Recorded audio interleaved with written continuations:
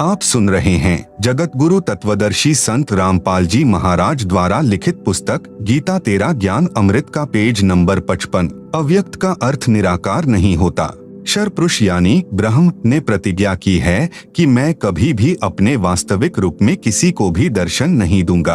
प्रमाण गीता अध्याय 11 श्लोक 47-48 में, जिसमें कहा है कि हे अर्जुन, यह मेरा विराट रूप आपने देखा, यह मेरा रूप आपके अतिरिक्त पहले किसी ने नहीं देखा, मैंने तुझ पर अनुग्रह करके दिखाया है।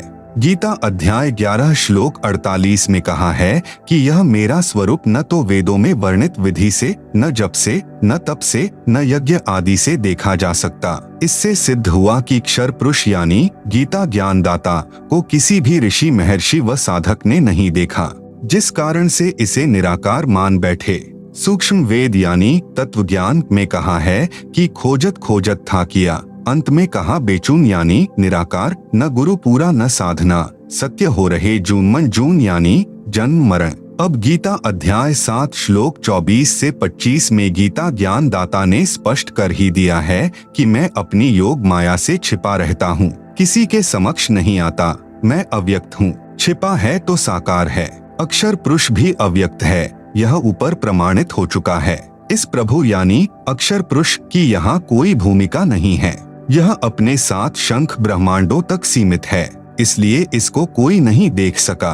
परम अक्षर पुरुष इस प्रभु की सर्व ब्रह्मांडों में भूमिका है। यह सत्यलोक में रहते हैं, जो पृथ्वी से 16 शंख कोस दूर है। एक कोस लगभग 3 किलोमीटर का होता है। इसकी प्राप्ति की साधना वेदों यानी चारों वेदों में वर्णित नहीं है, जिस कारण से इस प्रभु को कोई नहीं देख सका। जब यह प्रभु यानी परम अक्षर ब्रह्म पृथ्वी पर सहशरीर प्रकट होता है तो कोई इन्हें पहचान नहीं पाता। परमात्मा कहते भी हैं कि हम ही अलग अल्लाह हैं, कुतुब गोस और पीर, गरीब दास खालिक धनी, हमरा नाम कबीर। हम पूर्ण परमात्मा हैं, हम ही पीर अर्थात सत्य ज्ञान देने वाले सतगुरु हैं। सर्व सृष्टि का मालिक भी मैं ही हूँ, मेरा नाम कबीर है। परंतु सर्व साधकों, ऋषियों, महर्षियों ने यही ज्ञान दृढ़ कर रखा होता है कि परमात्मा तो निराकार है, वह देखा नहीं जा सकता। यह पृथ्वी पर विचरने वाला जुलाहा यानी धानक कबीर एक कवि कैसे परम अक्षर ब्रह्म हो सकता है? उसका समाधान इस प्रकार है, विश्व में कोई भी परमात्मा चाहने वाला बुद्धिमान व्यक्ति चारों वेदों ऋग्वेद, यजुर्वेद, सामवेद तथा अथर्ववेद को गलत नहीं मानता।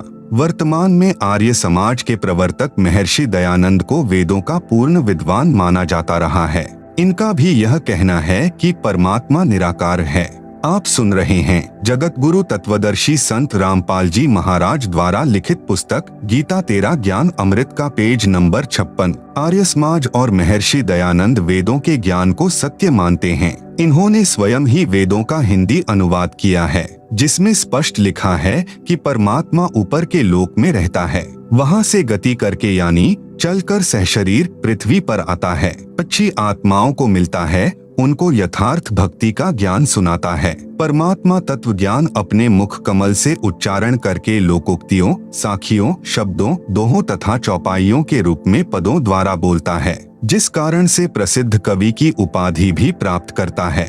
कवियों की तरह आचरण करता हुआ पृथ्वी के ऊपर विचरण करता रहता है। भक्ति के गुप्त मंत्रों का आविष्कार करके साधकों को बताता है, भक्ति करने के लिए प्रेरणा करता है। प्रमाण देखें, वेदों के निम्न मंत्रों की फोटोकॉपियां इसी पुस्तक के पृष्ठ 104 पर। ऋग्वेद मंडल 9 सूक्त 86 मंत्र 26 से 27, ऋग्वेद मंडल 9 सूक्त 82 मंत्र 1 से 2, ऋग्वेद मंडल 9 सूक्त 96 मंत्र 16 से 20, ऋग्वेद मंडल 9 सूक्त 94 मंत्र 1, ऋग्वेद मंडल 9 सूक्त 95 मंत्र 2, ऋग्वेद मंडल 9 सूक्त 54 मंत्र 3, ऋग्वेद मंडल 9 सूक्त 20 मंत्र 1 और भी अनेकों वेद मंत्रों में उपरोक्त प्रमाण है कि परमात्मा मनुष्य जैसा निराकार है।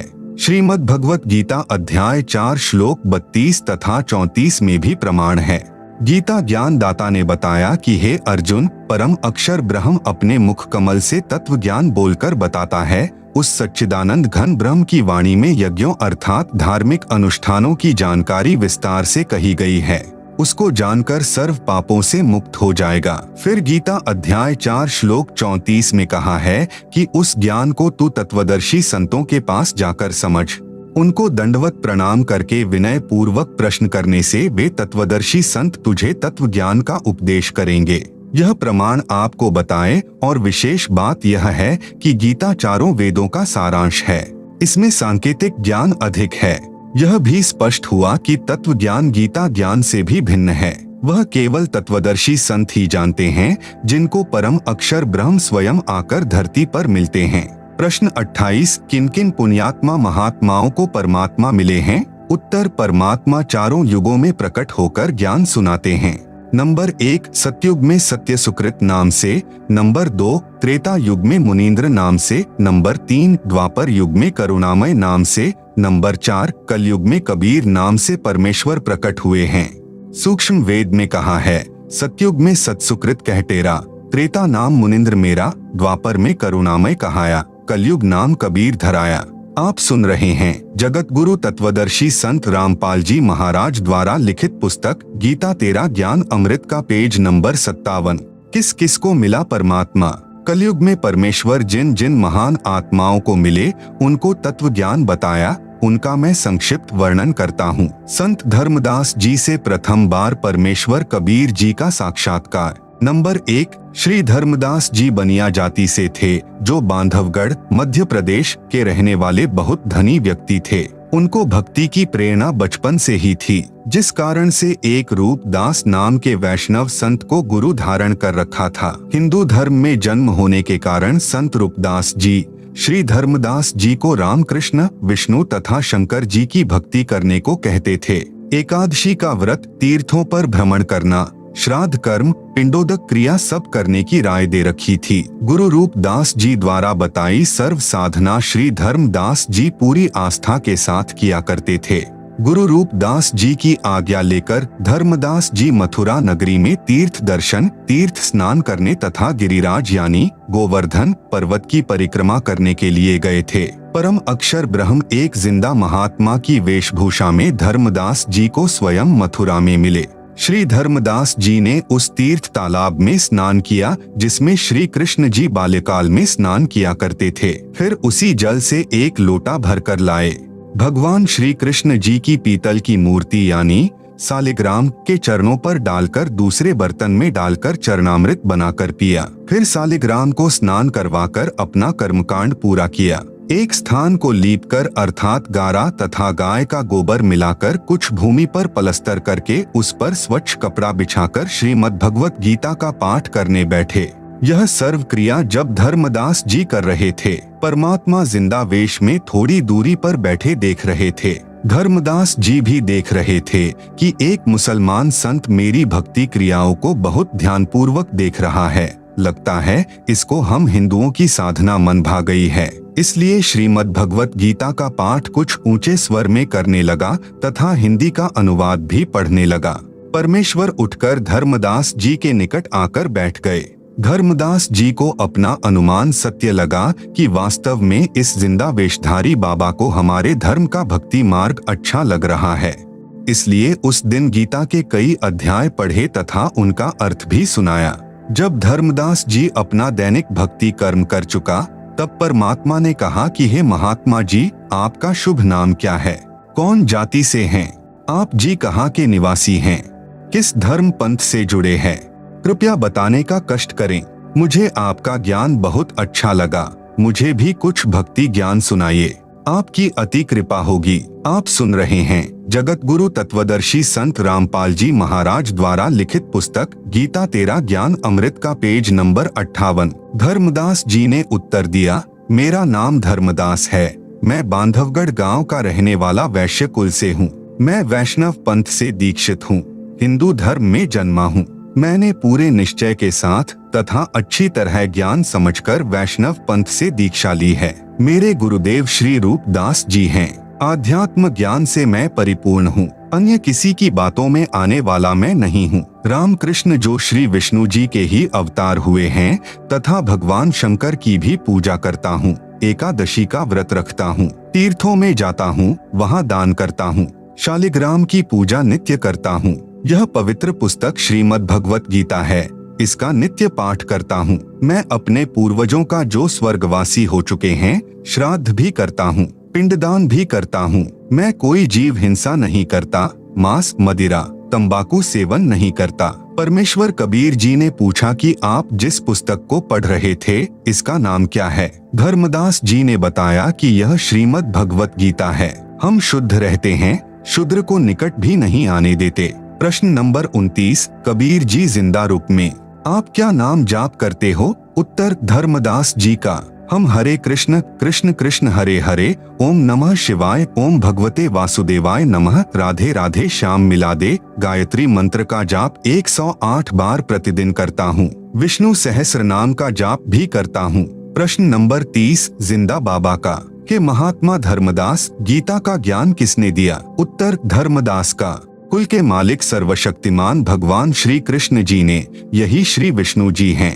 प्रश्न नंबर 31, जिंदा बाबा रूप में परमात्मा का आप जी के पूज्य देव श्री कृष्ण अर्थात श्री विष्णु हैं। उनका बताया भक्ति ज्ञान गीता शास्त्र है। हे धर्मदास, एक किसान को वृद्धावस्था में पुत्र प्राप्त हुआ। किसान ने विचार किया कि जब तक पुत्र कृषि करने योग्य होगा तब तक मेरी मृत्यु हो जाएगी। इसलिए उसने कृषि करने का तरीका अपना अनुभव एक बही यानी रजिस्टर में लिख दिया। अपने पुत्र से कहा कि बेटा, जब आप युवा हो जाओ तो मेरे इस रजिस्टर में लिखे अनुभव को बार बार पढ़ना, इसके अनुसार फसल बोना। कुछ दिन पश्चात पिता की मृत्यु हो गई। पुत्र प्रतिदिन अपने पिता के अनुभव का पाठ करने लगा, परंतु फसल का बीज व बिजाई, सिंचाई उस अनुभव के विपरीत करता था। तो क्या वह पुत्र अपने कृषि के कार्य में सफलता प्राप्त करेगा? उत्तर, धर्मदास का इस प्रकार तो पुत्र निर्धन हो जाएगा। उसको तो पिता के लिखे अनुभव के अनुसार प्रत्येक कार्य करना चाहिए। वह तो मूर्ख पुत्र है। आप सुन रहे हैं जगत गुरु तत्वदर्शी संत रामपाल जी महाराज द्वारा लिखित पुस्तक गीता तेरा ज्ञान अमृत का पेज नंबर 59। प्रश्न नंबर 32, बाबा जिंदा रूप में भगवान जी का। हे धर्मदास जी, गीता शास्त्र आपके परमपिता भगवान कृष्ण उर्फ विष्णु जी का अनुभव तथा आपको आदेश है कि इस गीता शास्त्र में लिखे मेरे अनुभव को पढ़कर इसके अनुसार भक्ति करोगे तो मोक्ष प्राप्त करोगे। क्या आप जी गीता में लिखे श्री कृष्ण जी के आदेशानुसार भक्ति कर रहे हो? क्या गीता में वे मंत्र जाप करने के लिए लिखा है जो आप जी के गुरुजी ने आप जी को जाप करने के लिए दिए हैं? हरे राम राम राम हरे हरे, हरे कृष्णा कृष्ण कृष्ण हरे हरे, ओम नमः शिवाय, ओम भगवते वासुदेवाय नमः, राधे राधे श्याम मिला दे गायत्री मंत्र तथा विष्णु सहस्र नाम। क्या गीता जी में एकादशी का व्रत करने तथा श्राद्ध कर्म करने, पिंडोदक क्रिया करने का आदेश है? उत्तर, धर्मदास जी का नहीं है। प्रश्न नंबर 33, परमेश्वर जी का। फिर आप जी तो उस किसान के पुत्र वाला ही कार्य कर रहे हो जो पिता की आज्ञा की अवहेलना करके मनमानी विधि से गलत बीज गलत समय पर फसल बीजकर मूर्खता का प्रमाण दे रहा है, जिसे आपने मूर्ख कहा है। क्या आप जी उस किसान के मूर्ख पुत्र से कम हैं? धर्मदास जी बोले, हे जिंदा, आप मुसलमान फकीर हैं, इसलिए हमारे हिंदू धर्म की भक्ति क्रिया व मंत्रों को गलत कह रहे हो। उत्तर, कबीर जी का जिंदा रूप में। हे स्वामी धर्मदास जी, मैं कुछ नहीं कह रहा। आपके धर्म ग्रंथ कह रहे हैं कि आपके धर्म के धर्मगुरु आप जी को शास्त्र विधि त्याग कर मनमाना आचरण करा रहे हैं, जो आपकी गीता के अध्याय 16 श्लोक 23 से 24 में भी कहा है कि हे अर्जुन, जो साधक शास्त्र विधि को त्याग कर मनमाना आचरण करता है अर्थात मनमाने मंत्र जाप करता है, मनमाने श्राद्ध कर्म व पिंडोदक कर्म व व्रत आदि करता है, उसको न तो कोई सिद्धि प्राप्त हो सकती, न सुख ही प्राप्त होगा और न गति अर्थात मुक्ति मिलेगी, इसलिए व्यर्थ है। गीता अध्याय 16 श्लोक 24 में कहा है कि इससे तेरे लिए कर्तव्य अर्थात जो भक्ति कर्म करने चाहिए तथा अकर्तव्य यानी जो भक्ति कर्म न करने चाहिए की व्यवस्था में शास्त्र ही प्रमाण हैं। उन शास्त्रों में बताए भक्ति कर्म को करने से ही लाभ होगा। धर्मदास जी, हे जिंदा, तू अपनी जुबान बंद कर ले, मुझसे और नहीं सुना जाता। जिंदा रूप में प्रकट परमेश्वर ने कहा, हे वैष्णव महात्मा धर्मदास जी, सत्य इतनी कड़वी होती है जितना नीम, परंतु रोगी को कड़वी औषधि न चाहते हुए भी सेवन करनी चाहिए। उसी में उसका हित है। यदि आप नाराज होते हो तो मैं चला। इतना कहकर परमात्मा जिंदा रूपधारी अंतर्ध्यान हो गए।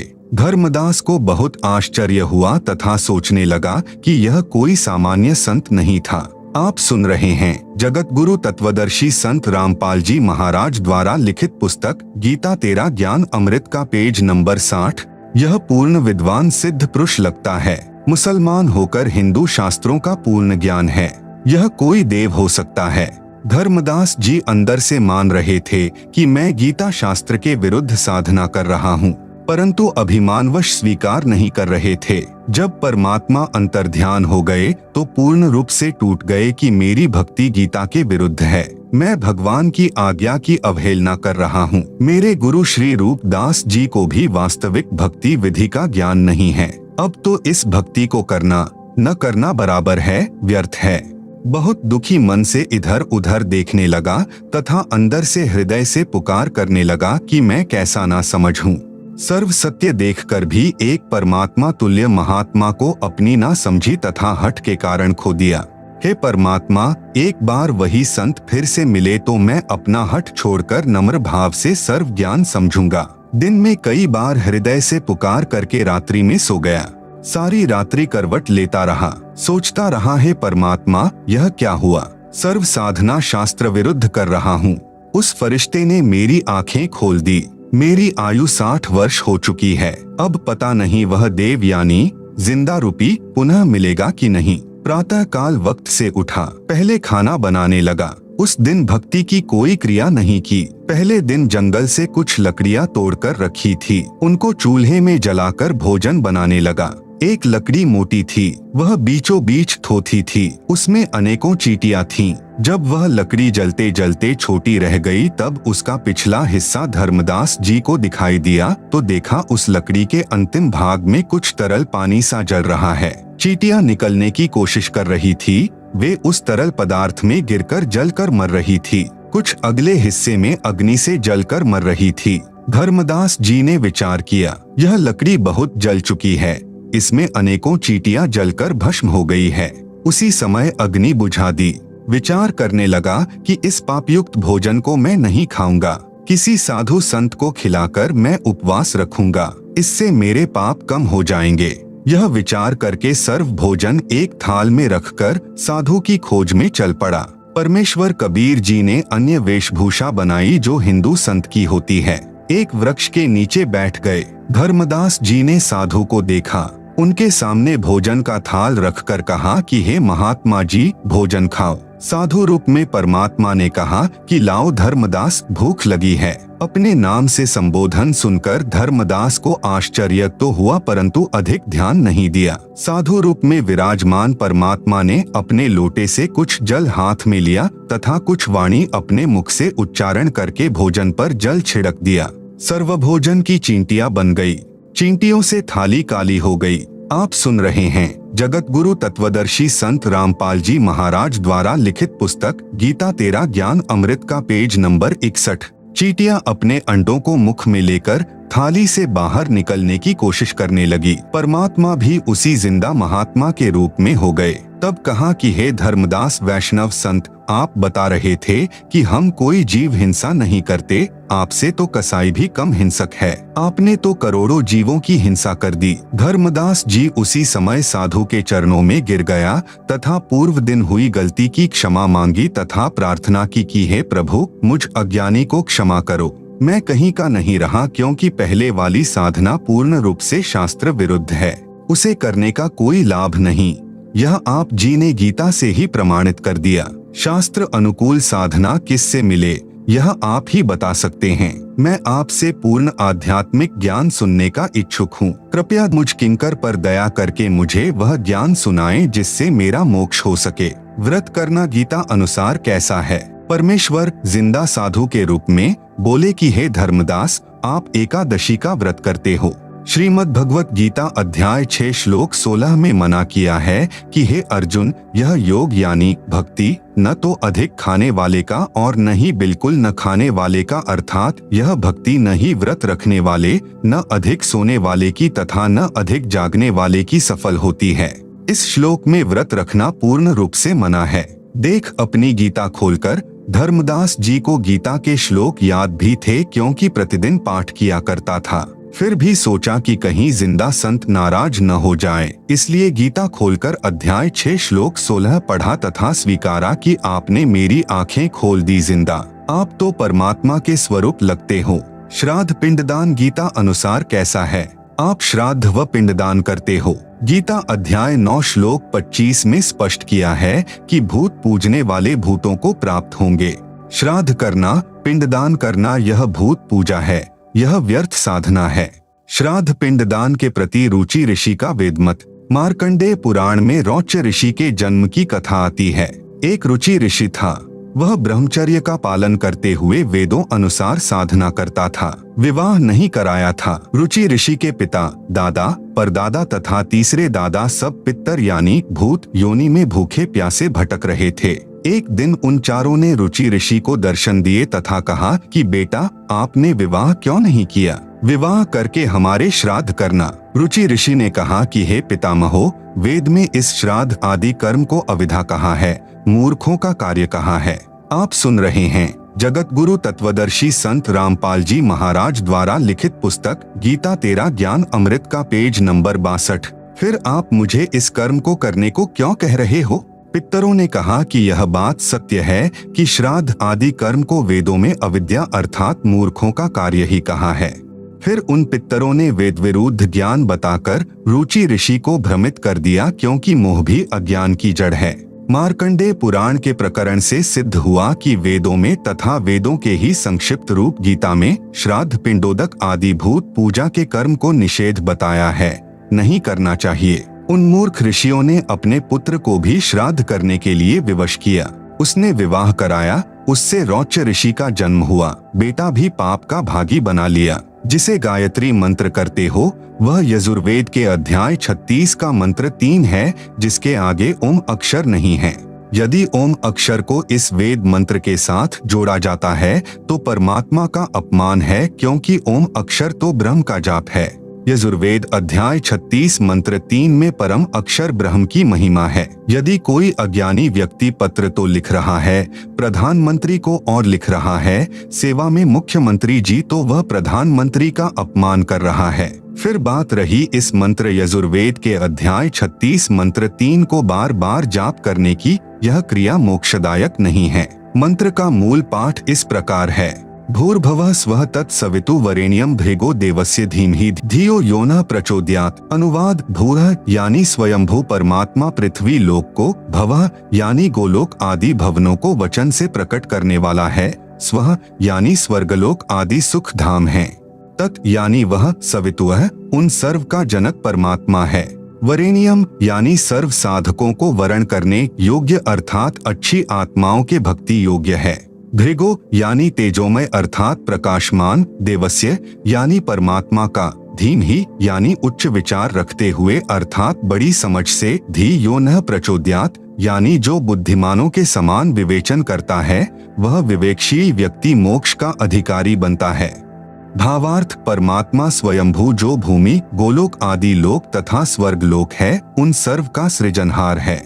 उस उज्ज्वल परमेश्वर की भक्ति श्रेष्ठ भक्तों को यह विचार रखते हुए करनी चाहिए कि जो पुरुषोत्तम यानी सर्वश्रेष्ठ परमात्मा है, जो सर्व प्रभुओं से श्रेष्ठ है, उसकी भक्ति करें जो सुखधाम अर्थात सर्व सुख का दाता है। उपरोक्त मंत्र का यह हिंदी अनुवाद व भावार्थ है। इसकी संस्कृत या हिंदी अनुवाद को पढ़ते रहने से मोक्ष नहीं है, क्योंकि यह तो परमात्मा की महिमा का एक अंश है। अर्थात हजारों वेद मंत्रों में से यजुर्वेद अध्याय 36 का मंत्र संख्या 3 केवल एक मंत्र है। यदि कोई चारों वेदों को भी पढ़ता रहे तो भी मोक्ष नहीं।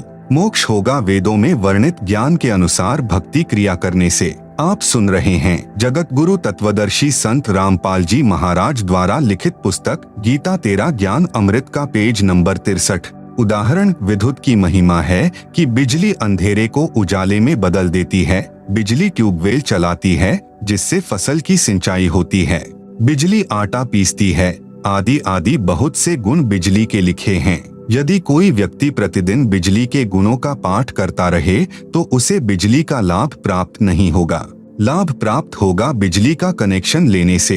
कनेक्शन कैसे प्राप्त हो सकता है? उस विधि को प्राप्त करके फिर बिजली के गुणों का लाभ प्राप्त हो सकता है, केवल बिजली की महिमा को गाने मात्र से नहीं। इसी प्रकार वेद मंत्रों में अर्थात श्रीमद् भगवत गीता, जो चारों वेदों का सार है, में मोक्ष प्राप्ति के लिए जो ज्ञान कहा है, उसके अनुसार आचरण करने से मोक्ष लाभ अर्थात परमेश्वर प्राप्ति होती है। प्रश्न नंबर 34 धर्मदास जी का, हे जिंदा, मुझे तो यह भी ज्ञान नहीं है कि गीता में मोक्ष प्राप्ति का ज्ञान कौन सा है। मैंने गीता को पढ़ा है, समझा नहीं। हमारे धर्म गुरुओं ने जो भक्ति बताई उसे श्रद्धा से करते आ रहे हैं। वर्षों से चला आ रहा भक्ति का शास्त्र विरुद्ध प्रचलन सर्वभक्तों को सत्य लग रहा है। क्या गीता में लिखी भक्ति विधि पर्याप्त है? उत्तर जिंदा बाबा का, गीता में केवल ब्रह्म स्तर की भक्ति विधि लिखी है। पूर्ण मोक्ष के लिए परम अक्षर ब्रह्म की भक्ति करनी होगी। गीता में पूर्ण विधि नहीं है, केवल संकेत है। जैसे गीता अध्याय 17 श्लोक 23 में कहा है कि सच्चिदानंद घन ब्रह्म अर्थात परम अक्षर ब्रह्म की प्राप्ति के लिए ओम तत् सत इस मंत्र का निर्देश है। इसके स्मरण की विधि 3 प्रकार से है। इस मंत्र में ओम तो अक्षर पुरुष अर्थात ब्रह्म का मंत्र तो स्पष्ट है, परंतु पर ब्रह्म ज्ञानी अक्षर पुरुष का मंत्र तत् है जो सांकेतिक है। उपदेशी को तत्वदर्शी संत बताएगा। सत यह मंत्र पूर्ण ब्रह्म यानी परम अक्षर ब्रह्म का है जो सांकेतिक है। इसको भी तत्वदर्शी संत उपदेशी को बताता है। तत्वदर्शी संत के पास पूर्ण मोक्ष मार्ग होता है, जो न वेदों में है, न गीता में तथा न पुराणों या अन्य उपनिषदों में है। तत्व ज्ञान की सत्यता को प्रमाणित करने के लिए गीता तथा वेद सहयोगी हैं। जो भक्ति विधि वेद गीता में है, वही तत्व ज्ञान में भी है। सूक्ष्म वेद अर्थात तत्व ज्ञान में वेदों तथा गीता वाली भक्ति विधि तो है ही, इससे भिन्न पूर्ण मोक्ष वाली साधना भी है। उदाहरण के लिए 10वीं कक्षा का पाठ्यक्रम गलत नहीं है, परंतु अधूरा है। BA-MA वाले पाठ्यक्रम में 10वीं वाला ज्ञान भी होता है, उससे आगे का भी होता है। यही दशा वेदों गीता तथा सूक्ष्म वेद के ज्ञान में अंतर की जाने।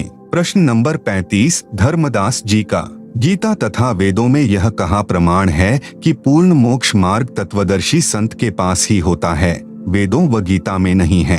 हे प्रभु जिंदा, मेरी शंका का समाधान कीजिए। आपका ज्ञान हृदय को छूता है, सत्य भी है, परंतु विश्वास तो प्रत्यक्ष प्रमाण देखकर ही होता है। आप सुन रहे हैं जगत गुरु तत्वदर्शी संत रामपाल जी महाराज द्वारा लिखित पुस्तक गीता तेरा ज्ञान अमृत का पेज नंबर 64। उत्तर जिंदा परमेश्वर जी का, गीता अध्याय 4 श्लोक 25 से 30 में गीता ज्ञान दाता ने बताया है कि हे अर्जुन, सर्व साधक अपनी साधना व भक्ति को पापनाश करने वाली अर्थात मोक्षदायक जानकर ही करते हैं। यदि उनको यह निश्चय न हो कि तुम जो भक्ति कर रहे हो यह शास्त्रानुकूल नहीं है, तो वे साधना ही छोड़ देते। जैसे कई साधक देवताओं की पूजा रूपी यज्ञ अर्थात धार्मिक अनुष्ठान करके ही पूजा मानते हैं, अन्य ब्रह्म तक ही पूजा करते हैं।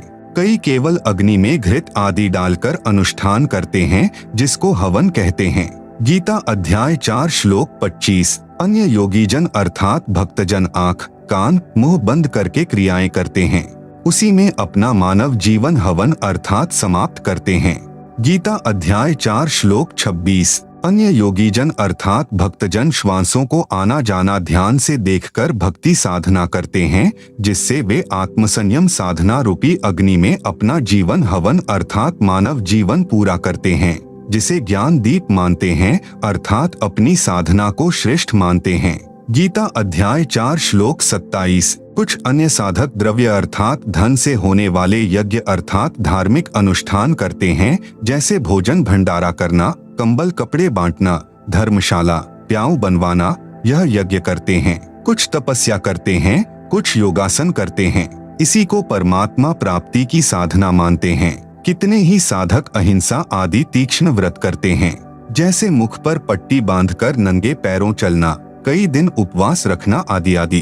अन्य योगीजन अर्थात साधक स्वाध्याय अर्थात प्रतिदिन किसी वेद जैसे ग्रंथ से कुछ मंत्रों श्लोकों का पाठ करना, यह ज्ञान यज्ञ कहलाता है, करते रहते हैं। इन्हीं क्रियाओं को मोक्षदायक मानते हैं। गीता अध्याय 4 श्लोक 28। दूसरे योगी जन अर्थात भक्तजन प्राण वायु यानी श्वास अपान वायु में पहुंचाने वाली क्रिया करते हैं। अन्य योगी जन इसके विपरीत अपान वायु को प्राण वायु में पहुंचाने वाली क्रिया करते हैं। कितने ही साधक अल्पाहारी रहते हैं, कुछ योग आदि क्रियाएं करते हैं। जैसे प्राणायाम में लीन साधक पान अपान की गति को रोककर श्वास कम लेते हैं, इसी में अपना मानव जीवन हवन अर्थात समर्पित कर देते हैं। ये सभी उपरोक्त अध्याय 4 श्लोक 25 से 30 तक साधक अपने अपने यज्ञों अर्थात धार्मिक अनुष्ठानों को करके मानते हैं कि हम पाप का नाश करने वाली साधना भक्ति कर रहे हैं।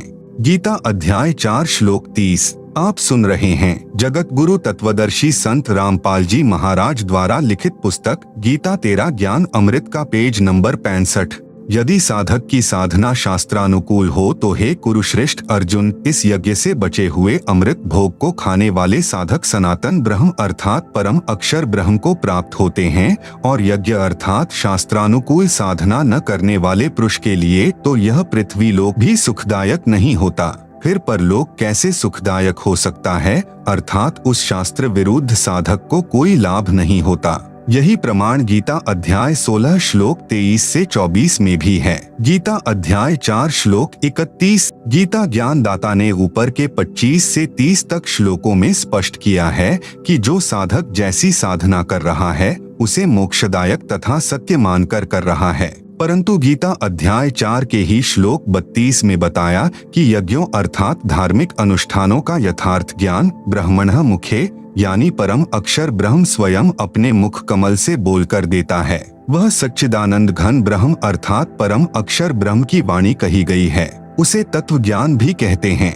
उसी को 5वां वेद यानी सूक्ष्म वेद भी कहते हैं। उस तत्व ज्ञान में भक्ति विधि विस्तार के साथ बताई गई है। उसको जानकर साधक सर्व पापों से मुक्त हो जाता है अर्थात पूर्ण मोक्ष को प्राप्त हो जाता है। नोट: गीता अध्याय 4 श्लोक 32 के अनुवाद में सर्व अनुवादकों ने एक जैसी ही गलती कर रखी है।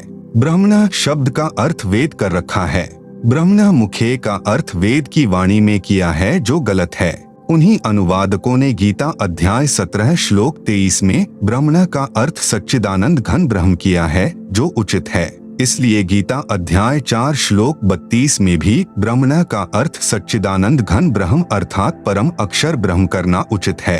प्रमाण के लिए देखें उपरोक्त गीता के श्लोकों की फोटोकॉपी इसी पुस्तक के पृष्ठ 204 से 357 पर। गीता अध्याय 4 श्लोक 34 में गीता ज्ञान दाता ने कहा है कि उस ज्ञान को जो परमात्मा अपने मुख कमल से बोलकर सुनाता है, जो तत्व ज्ञान है, उसको तू तत्वदर्शी संतों के पास जाकर समझ। उनको दंडवत प्रणाम करने से, कपट छोड़कर नम्रता पूर्वक प्रश्न करने से तत्वदर्शी संत तुझे तत्व ज्ञान का उपदेश करेंगे। इससे यह भी सिद्ध हुआ कि गीता वाला ज्ञान पूर्ण नहीं है, परंतु गलत भी नहीं है। गीता ज्ञानदाता को भी पूर्ण मोक्ष मार्ग का ज्ञान नहीं है, क्योंकि तत्व ज्ञान की जानकारी गीता ज्ञानदाता को नहीं है, जो परमात्मा यानी परम अक्षर ब्रह्म ने अपने मुख से बोला होता है। उसको तत्वदर्शी संतों से जानने के लिए कहा है। यही प्रमाण यजुर्वेद अध्याय 4 मंत्र 10 में भी है। कहा है कि परम अक्षर ब्रह्म को कोई तो संभवात अर्थात राम कृष्ण की तरह उत्पन्न होने वाला साकार कहते हैं, कोई असंभवात अर्थात परमात्मा उत्पन्न नहीं होता, वह निराकार है। परमेश्वर उत्पन्न होता है या नहीं उत्पन्न होता, वास्तव में कैसा है, यह ज्ञान धीराणाम तत्वदर्शी संत बताते हैं, उनसे सुनो। आप सुन रहे हैं जगत गुरु तत्वदर्शी संत रामपाल जी महाराज द्वारा लिखित पुस्तक गीता तेरा ज्ञान अमृत का पेज नंबर 66। प्रश्न नंबर 36 धर्मदास जी का। हे प्रभु, हे जिंदा तत्वदर्शी संत की क्या पहचान है तथा प्रमाणित सदग्रंथों में कहाँ प्रमाण है? आपका ज्ञान आत्मा के आर पार हो रहा है। गीता का शब्दा शब्द यथार्थ भावार्थ आप जी के मुख कमल से सुनकर युगों की प्यासी आत्मा कुछ तृप्त हो रही है, गदगद हो रही है। उत्तर जिंदा परमेश्वर जी का। परमेश्वर ने बताया कि पहले तो लक्षण सुन तत्वदर्शी संत अर्थात पूर्ण ज्ञानी सतगुरु के। गुरु के लक्षण 4 बखाना। प्रथम वेद शास्त्र को ज्ञाना यानी ज्ञाता, दूजे हरि भक्ति मन कर्म बानी, तीसरे सम दृष्टि कर जानी, चौथे वेद विधि सब कर्मा, यह 4 गुरु गुण जानो मर्मा। कबीर सागर के अध्याय जीव धर्म बोध के पृष्ठ 1960 पर ये अमृतवाणियां अंकित हैं। भावार्थ, जो तत्वदर्शी संत यानी पूर्ण सतगुरु होगा उसमें 4 मुख्य गुण होते हैं। नंबर 1, वह वेदों तथा अन्य सभी ग्रंथों का पूर्ण ज्ञानी होता है। नंबर 2, दूसरे वह परमात्मा की भक्ति मन कर्म वचन से स्वयं करता है, केवल वक्ता नहीं होता, उसकी करनी और कथनी में अंतर नहीं होता। नंबर 3, वह सर्व अनुयायियों को समान दृष्टि से देखता है, ऊंच नीच का भेद नहीं करता। नंबर 4, चौथे वह सर्व भक्ति कर्म वेदों के अनुसार करता तथा कराता है, अर्थात शास्त्रानुकूल भक्ति साधना करता तथा कराता है। यह ऊपर का प्रमाण तो सूक्ष्म वेद में है जो परमेश्वर ने अपने मुख कमल से बोला है।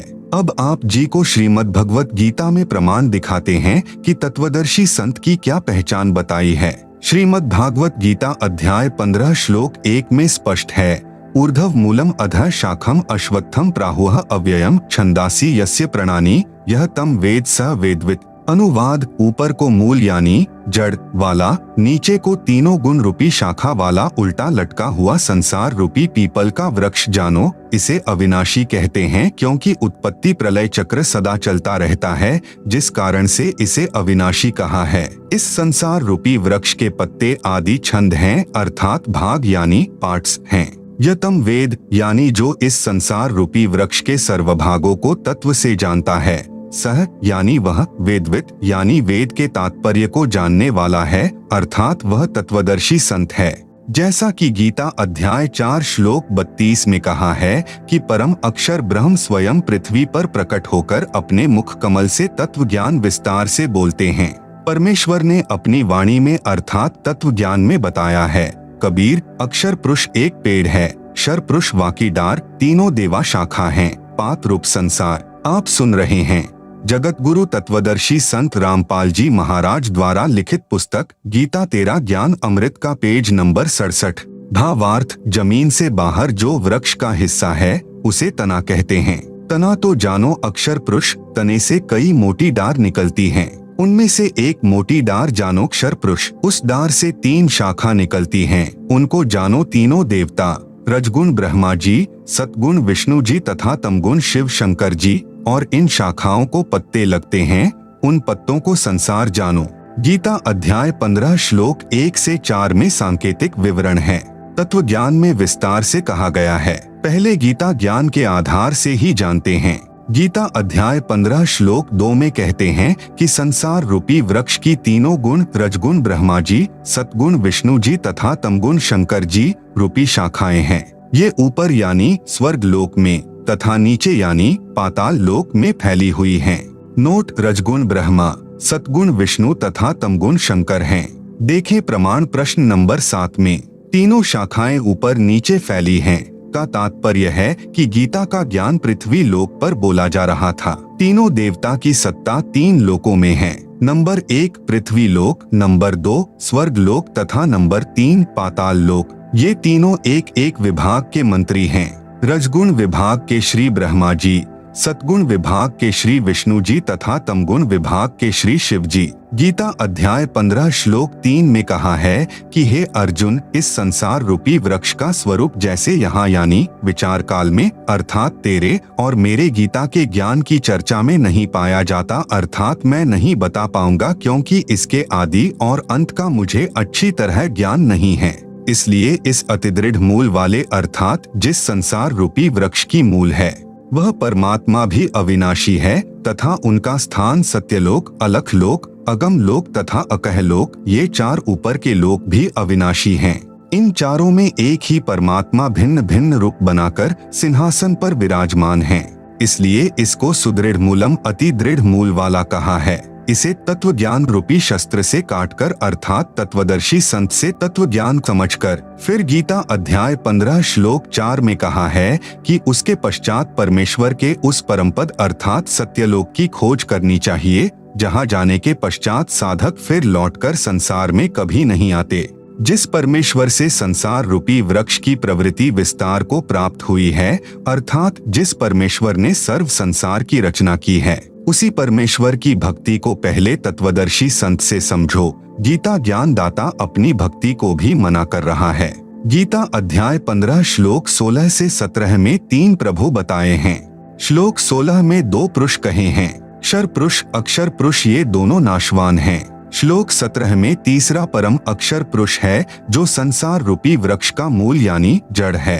आप सुन रहे हैं जगत गुरु तत्वदर्शी संत रामपाल जी महाराज द्वारा लिखित पुस्तक गीता तेरा ज्ञान अमृत का पेज नंबर 68। वह वास्तव में अविनाशी है। जड़ यानी मूल से ही वृक्ष के सर्व भागों, तना, डार, शाखाओं तथा पत्तों को आहार प्राप्त होता है। वह परम अक्षर पुरुष ही तीनों लोकों में प्रवेश करके सबका धारण पोषण करता है। उसी मूल यानी मालिक की पूजा करनी चाहिए। इस विवरण में तत्वदर्शी संत की पहचान तथा गीता ज्ञान दाता की अल्पज्ञता अर्थात तत्वज्ञानहीनता स्पष्ट है। जिंदा बाबा का दूसरी बार अंतर्ध्यान होना। धर्मदास जी ने कहा, हे जिंदा, आप यह क्या कह रहे हो कि श्री विष्णु जी तीनों लोकों में केवल एक विभाग के मंत्री हैं? आप गलत कह रहे हो। श्री विष्णु जी तो अखिल ब्रह्मांड के स्वामी हैं। ये ही श्री ब्रह्मा रूप में उत्पत्ति करते हैं, विष्णु रूप होकर संसार का पालन करते हैं तथा शिव रूप होकर संहार करते हैं। ये तो कुल के मालिक हैं। यदि फिर से आपने श्री विष्णु जी को अपमानित किया तो ठीक बात नहीं रहेगी। परमेश्वर कबीर जी ने कहा, मूर्ख के समझावते ज्ञान गाठी का जाए, कोयला होत न उजला, भावे 100 मन साबुन लाए। इतना कहकर परमेश्वर जिंदा रूपधारी अंतर्ध्यान हो गए। दूसरी बार परमेश्वर को खोने के पश्चात धर्मदास बहुत उदास हो गए। भगवान विष्णु में इतनी अटूट आस्था थी कि आंखों प्रमाण देखकर भी झूठ को त्यागने को तैयार नहीं थे। कबीर जानबूझ साची तजय, करे झूठ से नेह, ताकि संगति है प्रभु स्वपन में भी ना दे। कुछ देर के पश्चात धर्मदास की बुद्धि से काल का साया हटा और अपनी गलती पर विचार किया कि सब प्रमाण गीता से ही प्रत्यक्ष किए गए थे। जिंदा बाबा ने अपनी ओर से तो कुछ नहीं कहा। मैं कितना अभागा हूँ कि मैंने अपने हठी व्यवहार से देव स्वरूप तत्वदर्शी संत को खो दिया। अब तो वे देव नहीं मिलेंगे, मेरा जीवन व्यर्थ जाएगा। यह विचार करके धर्मदास सिहर उठा अर्थात भय से कांपने लगा। खाना भी कम खाने लगा, उदास रहने लगा तथा मन मन में अर्जी लगाने लगा, हे देव, हे जिंदा बाबा, एक बार दर्शन दे दो। भविष्य में ऐसी गलती कभी नहीं करूँगा। मैं आपसे करबद्ध प्रार्थना करता हूँ। मुझ मूर्ख की औछी मंदी बातों पर ध्यान न दो। मुझे फिर मिलो गुसाई। आपका ज्ञान सत्य, आप सत्य, आप जी का एक एक वचन अमृत है। कृपया दर्शन दो, नहीं तो अधिक दिन मेरा जीवन नहीं रहेगा। तीसरे दिन परमेश्वर कबीर जी एक दरिया के किनारे वृक्ष के नीचे बैठे थे। आप सुन रहे हैं जगत गुरु तत्वदर्शी संत रामपाल जी महाराज द्वारा लिखित पुस्तक गीता तेरा ज्ञान अमृत का पेज नंबर 69। आसपास कुछ आवारा गायें भी उसी वृक्ष के नीचे बैठी जुगाली कर रही थीं। कुछ दरिया के किनारे घास चर रही थी। धर्मदास की दृष्टि दरिया के किनारे पीताम्बर पहने बैठे संत पर पड़ी। देखा आसपास गायें चर रही है। ऐसा लगा जैसे साक्षात भगवान कृष्ण अपने लोक से आकर बैठे हों। धर्मदास उत्सुकता से संत के पास गया तथा देखा यह तो कोई सामान्य संत है। फिर भी सोचा चरण स्पर्श करके फिर आगे बढ़ूंगा। धर्मदास जी ने जब चरणों का स्पर्श किया, मस्तक चरणों पर रखा तो ऐसा लगा कि जैसे रुई को छुआ हो। फिर चरणों को हाथों से दबा दबा कर देखा तो उनमें कहीं भी हड्डी नहीं थी। ऊपर चेहरे की ओर देखा तो वही बाबा जिंदा उसी पहले वाली वेशभूषा में बैठा था। धर्मदास जी ने चरणों को दृढ़ करके पकड़ लिया कि कहीं फिर से न चले जाएं और अपनी गलती की क्षमा याचना की। कहा कि हे जिंदा, आप तो तत्वदर्शी संत हो, मैं एक भ्रमित जिज्ञासु हूँ। जब तक मेरी शंकाओं का समाधान नहीं होगा तब तक मेरा अज्ञान नाश कैसे होगा? आप तो महाकृपालु हैं, मुझ किंकर पर दया करो, मेरा अज्ञान हटाओ प्रभु। प्रश्न नंबर 37 धर्मदास जी का, हे जिंदा, यदि श्री विष्णु जी पूर्ण परमात्मा नहीं है तो कौन है पूर्ण परमात्मा? कृपया गीता से प्रमाण देना। उत्तर कृपया पढ़ें। प्रश्न नंबर 15 का उत्तर जो जिंदा रूप धारी परमेश्वर ने धर्मदास को सुनाया। प्रश्न नंबर 38 धर्मदास जी ने पूछा कि क्या श्री विष्णु जी और शंकर जी की पूजा करनी चाहिए? उत्तर जिंदा बाबा का, नहीं करनी चाहिए। प्रश्न नंबर 39 धर्मदास जी का, कृपया गीता से प्रमाणित कीजिए। उत्तर कृपया पढ़े प्रश्न नंबर 17 का उत्तर। धर्मदास को प्रभु ने सुनाया। गीता शास्त्र से प्रत्यक्ष प्रमाण देखकर धर्मदास की आंखें खुली की खुली रह गई, जैसे किसी को सदमा लग गया हो। झूठ कह नहीं सकता, स्वीकार करने के लिए अभी वक्त लगेगा। जिंदा रूपधारी परमेश्वर ने धर्मदास को संबोधित करते हुए कहा कि हे वैष्णव महात्मा, कौन सी दुनिया में चले गए, लौट आओ। मानो धर्मदास नींद से जागा हो। सावधान होकर कहा, कुछ नहीं, कृपया और ज्ञान सुनाओ ताकि मेरा भ्रम दूर हो सके। परमेश्वर कबीर जी ने सृष्टि की रचना धर्मदास जी को सुनाई। कृपया पढ़े इसी पुस्तक के पृष्ठ 120 पर। सृष्टि रचना सुनकर धर्मदास जी को ऐसा लगा मानो पागल हो जाऊंगा, क्योंकि जो ज्ञान आज तक हिंदू धर्मगुरुओं, ऋषियों, महर्षियों, संतों से सुना था वह निराधार तथा अप्रमाणित लग रहा था। जिंदा बाबा हिंदू सदग्रंथों से ही प्रमाणित कर रहे थे। आप सुन रहे हैं जगत गुरु तत्वदर्शी संत रामपाल जी महाराज द्वारा लिखित पुस्तक गीता तेरा ज्ञान अमृत का पेज नंबर 70। शंका का कोई स्थान नहीं था। मन में सोच रहा था कि कहीं मैं पागल तो नहीं हो जाऊंगा। प्रश्न नंबर 40 धर्मदास जी का। हे जिंदा, क्या हिंदू धर्म के गुरुओं तथा ऋषियों को शास्त्रों का ज्ञान नहीं है? उत्तर जिंदा महात्मा का। क्या यह बताने की भी आवश्यकता शेष है? धर्मदास जी की अन्य संतों से ज्ञान चर्चा। प्रश्न नंबर 41 धर्मदास जी का। धर्मदास जी ने मन में विचार किया कि यह कैसे हो सकता है कि हिंदू धर्म के किसी संत, गुरु, महर्षि को सत्य अध्यात्म ज्ञान नहीं। यह कहकर धर्मदास जी के मन में आया कि किसी महामंडलेश्वर से ज्ञान सुनना चाहिए। एक रमते फकीर के पास क्या मिलेगा? यह बात मन में सोच ही रहा था कि परमेश्वर जिंदा जी ने धर्मदास जी के मन का दोष जानकर कहा कि आप अपने महामंडलेश्वरों से ज्ञान प्राप्त कर लो। यह कहकर परमेश्वर तीसरी बार अंतर्ध्यान हो गए। धर्मदास जी ठगे से रह गए और अपने मन के दोष को जिंदा महात्मा के मुखकमल से सुनकर बहुत शर्मसार हुए। जब प्रभु अंतर्ध्यान हो गए तो बहुत व्याकुल हो गया, परंतु धर्मदास जी को आशा थी कि हमारे महामंडलेश्वरों के पास तत्व ज्ञान अवश्य मिलेगा।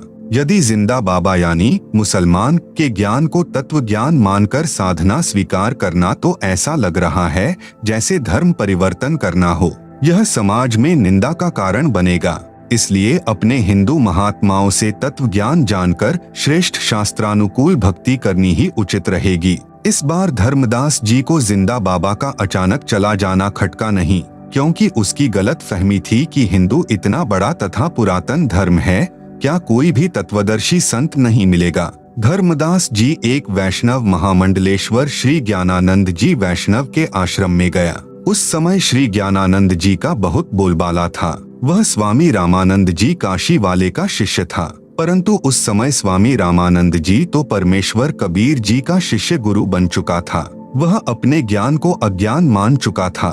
स्वामी रामानंद जी ने अपने सर्वऋषि शिष्यों से बोल दिया था कि मेरे द्वारा बताया ज्ञान व्यर्थ है और यह साधना शास्त्र विरुद्ध है। आप सब परमेश्वर कबीर जी से दीक्षा ले लें। परंतु जाति का अभिमान, शिष्यों में प्रतिष्ठा, ज्ञान के स्थान पर अज्ञान का भंडार जीव को सत्य स्वीकार करने नहीं देता। कबीर राज तजना सहज है, सहज स्त्रिया का नेह, मान बढ़ाई ईर्ष्या, दुर्लभ तजनाये। धर्मदास जी ने श्री ज्ञानानंद जी से प्रश्न किया कि हे स्वामी जी, क्या भगवान विष्णु से भी ऊपर कोई प्रभु है?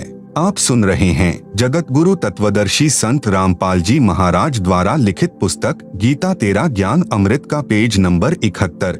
श्री ज्ञानानंद जी ने उत्तर दिया कि श्री विष्णु स्वयं परम ब्रह्म परमात्मा है, इनसे ऊपर कौन हो सकता है। श्री कृष्ण जी भी श्री विष्णु जी स्वयं ही थे। उन्होंने ही श्रीमद् भगवत गीता का ज्ञान दिया। आपको किसने भ्रमित कर दिया? धर्मदास जी ने पूछा कि गीता अध्याय 8 श्लोक 1 में अर्जुन ने पूछा कि तत्ब्रह्म क्या है। गीता अध्याय 8 श्लोक 3 में भगवान ने कहा है कि वह परम अक्षर ब्रह्म है। यह तो भगवान कृष्ण से अन्य प्रभु हुआ। ज्ञानानंद स्वामी बोला, लगता है कि तेरे को उस काशी वाले जुलाहे का जादू चढ़ा हुआ है। चल चल अपना काम कर, भगवान कृष्ण से अन्य कोई प्रभु नहीं है। धर्मदास जी को पता चल गया कि इसके पास वह ज्ञान नहीं है जो जिंदा बाबा ने प्रमाणों सहित बताया है। धर्मदास निराश होकर वहां से चल दिया। धर्मदास जी को यह नहीं पता था कि काशी वाला जुलाहा वह बाबा जिंदा ही है। फिर धर्मदास को पता चला कि एक मोहनगिरी नाम के महामंडलेश्वर हैं। उनके पास जाकर भगवान की चर्चा करनी शुरू की। पहले 1 रुपया दक्षिणा चढ़ाई, जिस कारण से मोहनगिरी ने उनको निकट बैठाया और बताया कि भगवान शिव सर्व सृष्टि के रचने वाले हैं। इनसे बढ़कर संसार में कोई प्रभु नहीं है। ओम नमः शिवाय मंत्र का जाप करो। धर्मदास जी प्रणाम करके चल पड़े। सोचा इनका कितना अच्छा नाम है, ज्ञान धेल्य, यानी 1 पैसे का नहीं। धर्मदास जी से किसी ने बताया कि एक बहुत बड़ा तपस्वी है, कई वर्षों से खड़ा तप कर रहा है। धर्मदास जी वहां गए। वह नाथ पंथ से जुड़ा था, भगवान शिव को समर्थ परमात्मा बताता था, तप करके हठयोग से परमात्मा की प्राप्ति मान रहा था। धर्मदास जी ने विवेक किया कि यदि इतनी घोर कठिन तपस्या से परमात्मा मिलेगा तो हमारे वश से बाहर की बात है। वहां से भी आगे चला।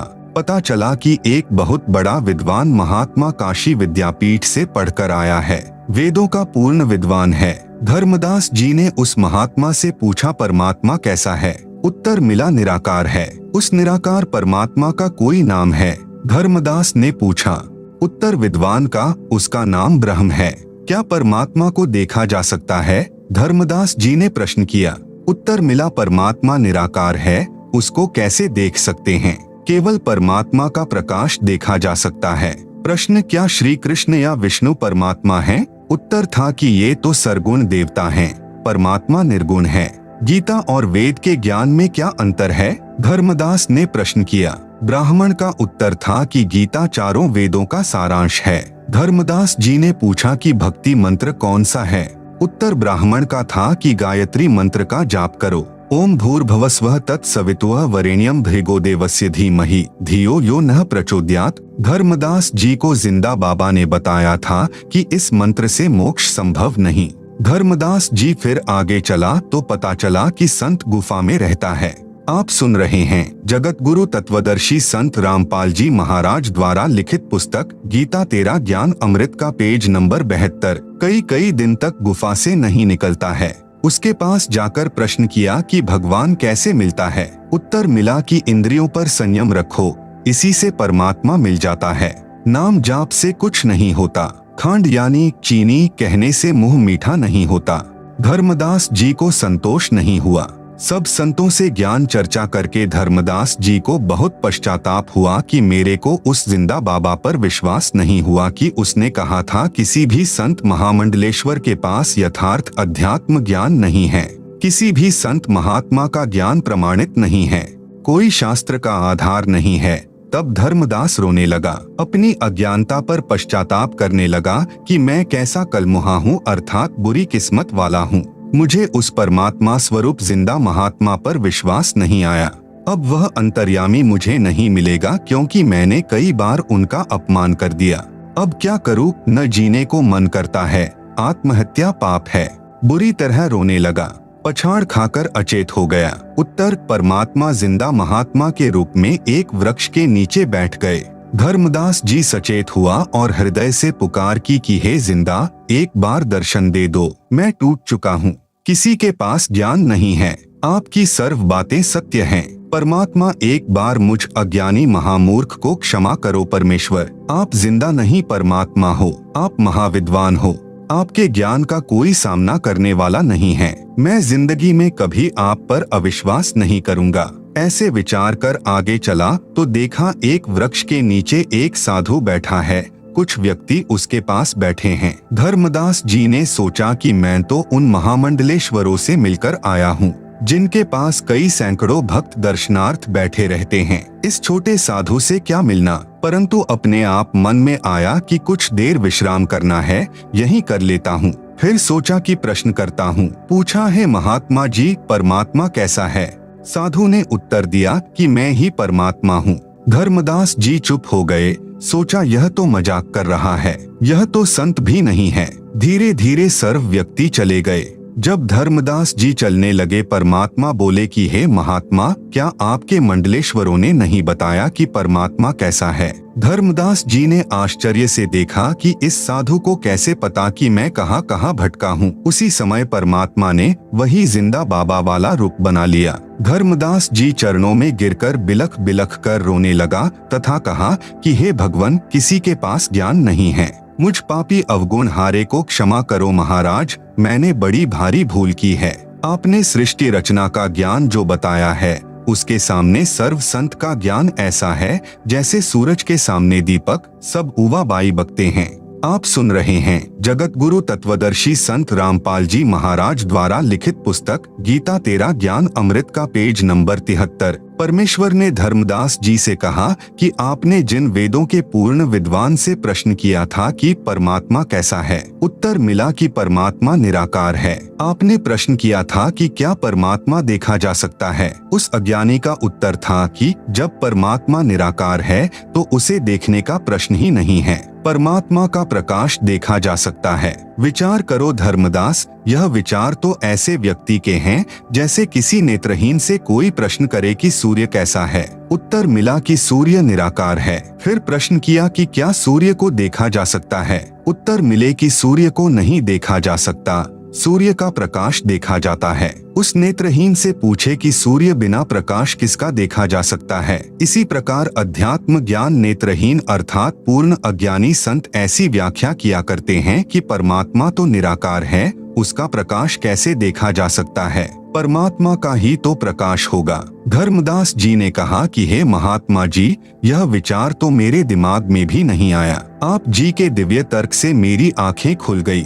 जितने भी महामंडलेश्वर मिले हैं वे सर्व महाज्ञानी मिले हैं। हे जिंदा महात्मा जी, यदि मैं आपके ज्ञान को सुनने के पश्चात यदि इन मूर्खों से नहीं मिलता तो मेरा भ्रम निवारण कभी नहीं होता, चाहे आप जी कितने ही प्रमाण दिखाते और बताते। प्रश्न नंबर 42 धर्मदास, हे जिंदा, आप नाराज न होना, मेरे मन में एक शंका है कि क्या भगवान विष्णु जी की भक्ति अच्छी नहीं। उत्तर जिंदा महात्मा जी का, हे धर्मदास, श्रीमद् भगवत गीता अध्याय 2 श्लोक 46 में प्रमाण है कि गीता ज्ञान दाता ने कहा, हे अर्जुन, बहुत बड़े जलाशय यानी झील की प्राप्ति के पश्चात छोटे जलाशय में व्यक्ति का कितना प्रयोजन रह जाता है, इसी प्रकार पूर्ण ज्ञान और पूर्ण परमात्मा की भक्ति विधि व होने वाले लाभ का ज्ञान होने के पश्चात अन्य ज्ञानों तथा छोटे भगवानों में उतनी ही आस्था रह जाती है जितनी बड़े जलाशय की प्राप्ति के पश्चात छोटे जलाशय में रह जाती है। छोटे जलाशय का जल अच्छा है परंतु पर्याप्त नहीं है।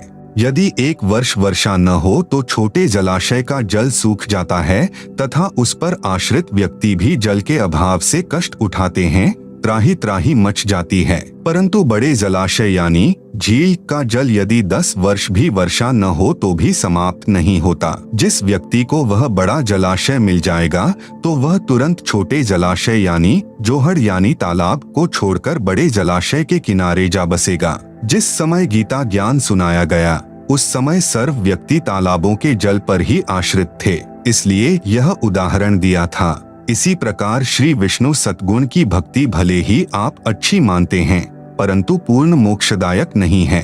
श्री विष्णु जी भी नाशवान हैं, इनका भी जन्म मृत्यु होता है, फिर साधक अमर कैसे हो सकता है। इसलिए पूर्ण मोक्ष अर्थात अमर होने के लिए अमर परमात्मा की ही भक्ति करनी पड़ेगी।